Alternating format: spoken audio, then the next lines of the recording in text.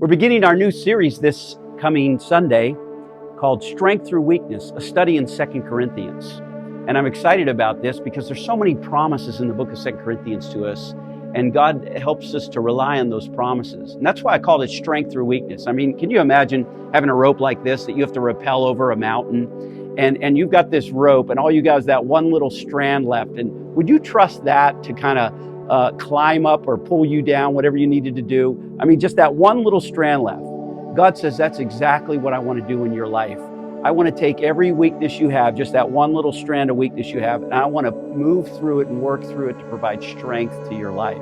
Because what God's saying to us is, no matter what, I'm going to be there for you. And that's a beautiful principle to really come to grip from 2 Corinthians. Back in 1989, there was a severe earthquake in Armenia, and literally 30,000 people died from the earthquake. There was a man whose boy was at a K-5 elementary school, and so as soon as the rubble and all the earthquake stopped, he immediately ran to the elementary school. And when he got there, he saw the whole school was under the rubble, a pile of rocks. And he realized his boy was buried underneath there with all the other students. And so he began to go on top of the rocks and he began to pull them away as fast as he could. He figured out kind of where would the K-5 classroom be.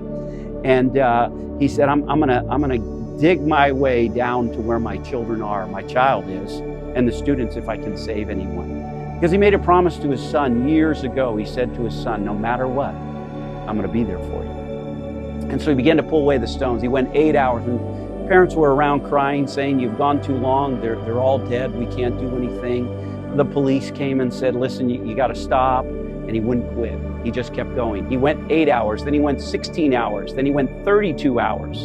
And he wouldn't quit, but his hands were like bleeding from the blisters and from the work of pulling away that rubble, because no one was helping him, because they believed there was no one survived.